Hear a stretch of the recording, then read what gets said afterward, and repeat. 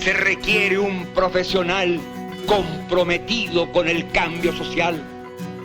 Que la obligación del que estudió aquí es no olvidar que esta es una universidad del Estado, que la pagan los contribuyentes, que la inmensa mayoría de ellos son los trabajadores y que por desgracia en esta universidad y como en las universidades de mi patria, la presencia de hijos de campesinos y de obreros alcanza un bajo nivel todavía.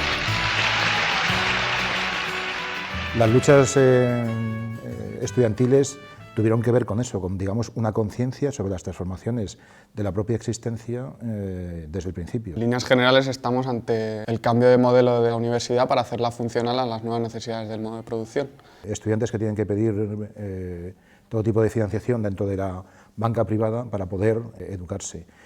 Y eso también va a suponer, con toda seguridad, un descenso clarísimo del número de estudiantes que van a poder estudiar en la universidad. Pero quizás aquí, en el Estado español, más que a través del mecanismo de la deuda, directamente se pretende la expulsión de las clases populares de la institución, o sea, que ni siquiera entren, ¿no? El mecanismo de la deuda es eso. Supone, por una parte, una coerción, ¿no? No pueden entrar todos, de hecho ya no entraban, para ser exactos, ¿no? Ahora, en cambio, esa coerción se une, digamos, a una especie también de cooptación, ¿no? Una suerte de darwinismo social, de manera que aquellos que más insisten en endeudarse y demás, aunque procedan de clases populares, muy pocos, acabarán siendo el ejemplo de lo imposible. La universidad en su conjunto no puede tener déficit y entonces ese déficit hay que conjurarlo a través de incremento de tasas, precarización del PAS y del profesorado, etcétera, etcétera. Está privatizando el acceso mediante la subida de tasas. ¿Qué está pasando para que una carrera deje de ser funcional o deje de ser práctica? Porque el discurso siempre es que se privatiza la universidad y nunca se profundiza, que algunas carreras son necesarias, siguen siendo útiles para el mercado laboral y otras son excedente. Estamos en el contexto del proceso de globalización y la educación superior y las políticas neoliberales afectan la universidad. Carreras que tienen capacidad de crítica o de pensamiento, que podrían ser ramas de humanidades, políticas, sociología, pues no es que se estén privatizando, sino ya de hecho están cerrando carreras. Concretamente lo que está pasando en nuestra facultad, yo creo que nuestras carreras están en peligro. Gran parte de la lucha estudiantil se planteó con ese lema, no la privatización de la universidad. Junto a ello, junto a, digamos, esa introducción de la lógica empresarial, lógica privada dentro de lo público, lo otro sería más bien una especie de reparto, si queréis, estratégico, ¿no? De manera que se consiga socializar las pérdidas y privatizar los beneficios, ¿no? Aquel tipo de enseñanza pública que pueda generar algún tipo de beneficio, o bien directamente se privatiza o a través de su gestión privada dentro de lo público, logra que ese tipo de beneficios puedan revertir en otras cuestiones directamente fuera de lo público. Lo público siempre ha financiado lo privado. Insisten en la lógica dura y contundente, la más ideológica de todas, y es que el dinero manda.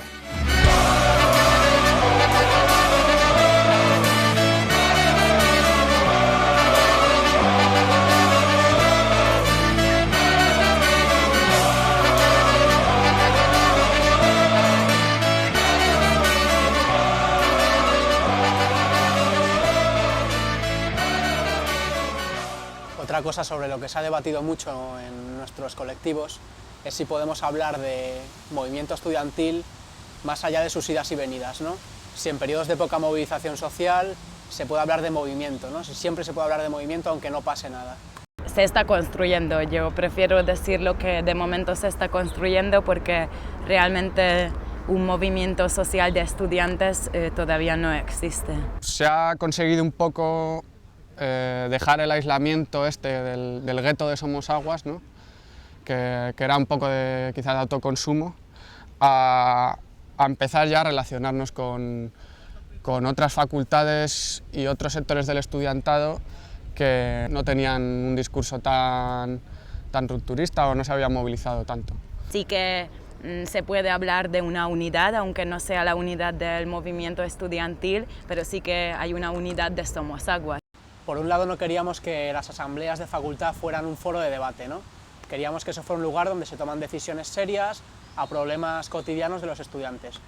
pero la práctica diaria demuestra que parece que hablamos de cuestiones teóricas constantemente y no bajamos a esas cuestiones. Cuando llegó el 15M parece que ese intento de confluir se materializó. Yo creo que por mi experiencia personal en esta facultad, la influencia ha sido reactivar quizás el movimiento estudiantil a través de las asambleas, pero no ha sido un soplo de aire fresco ni ha renovado la acción colectiva, ¿no? Siguen siendo los mismos esquemas de movilización y de discurso que tenía la Universidad Complutense y esta facultad desde años anteriores, solo que quizá con esa estética del 15M, ¿no? Como ha sido la construcción de toda la facultad. Claro que las asambleas de facultad se nutren de la vieja política y de asociaciones estudiantiles políticas que en nuestra facultad, que ya había antes. Pero sin ese impulso del 15M no hubiera intentado juntarse o llegar a consensos más amplios. Sí, es que después de Bolonia aquí había un desierto, una derrota, y claro que ha reactivado la movilización, pero tampoco de manera muy esperanzadora. Yo estoy contigo. Quizá la reactivación ha sido un poco pobre, o por lo menos ingenua. Ha reintroducido la ingenuidad del modelo asamblearista del 15M y sus defectos también dentro del movimiento estudiantil. Las asambleas a partir del 15M puede ser más bien, en vez de avanzar, ¿no?, hacia la ruptura, incluso yo veo muchas veces que vamos volviendo hacia atrás, ¿no?, porque la ruptura se consigue pues cambiando todo, ¿no? En esta sociedad se da una fuerte segmentación, ¿no?, en muchos sentidos. Y uno de ellos es focalizar la lucha por sectores separados. Entonces nuestro contexto hoy en día es completamente nuevo y creo que tratar los problemas y los recortes dentro de la educación como algo ajeno es un error y que es lo que frenaría también el proceso revolucionario o de revueltas que se podría dar, ¿no?, y se debe dar.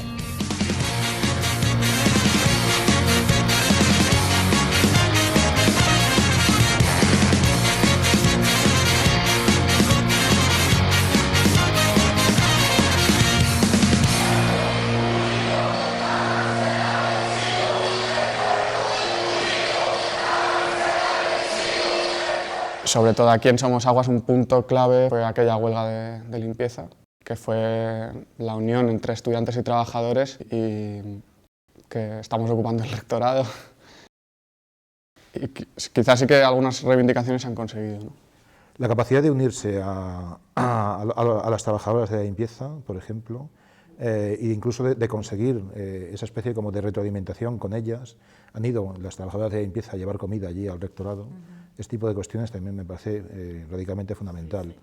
Que incluso alguna plataforma, sobre todo auspiciada por el PAS, también apoye este tipo de cuestiones, también me parece importante. Lo fácil que es para los trabajadores de la limpieza plantear una lucha, lo difícil que es para el estudiante. Digamos que ellos tenían muy claro que quien no les paga es la empresa o la universidad, pero entienden esa relación directa de conflicto, mientras que nosotros parece que tenemos más alternativas que al final no lo son, está todo más difuso. Quizá tiene que ver con una cuestión muy clásica o ultraclásica que son los intereses, ¿no? Los intereses de clase, literalmente, de las trabajadoras de limpieza estaban muy claros, los intereses de los estudiantes son siempre ambivalentes, ¿no? Hay estudiantes que siempre estarán de acuerdo con que todo este proceso de clasificación y de enclasamiento, que es la educación, a ellos les va a beneficiar.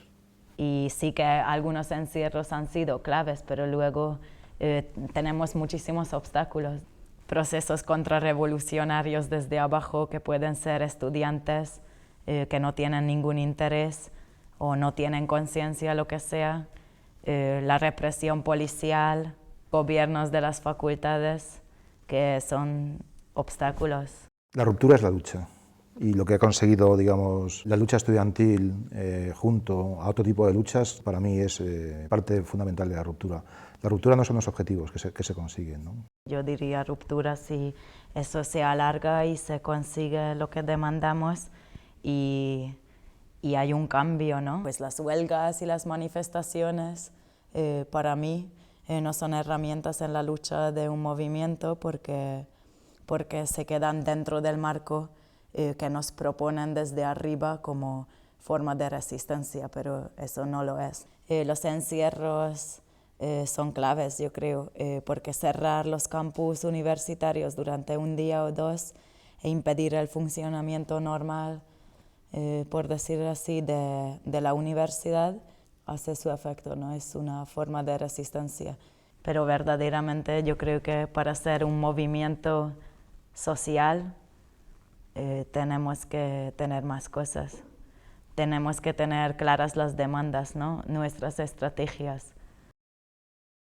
Bueno, a poner el foco en reivindicaciones concretas que pueden hacer de cuña en todo el sistema educativo en general en la universidad y más allá, en la sociedad. Eso, se ha pasado de un movimiento ideal a materia concreta, sí.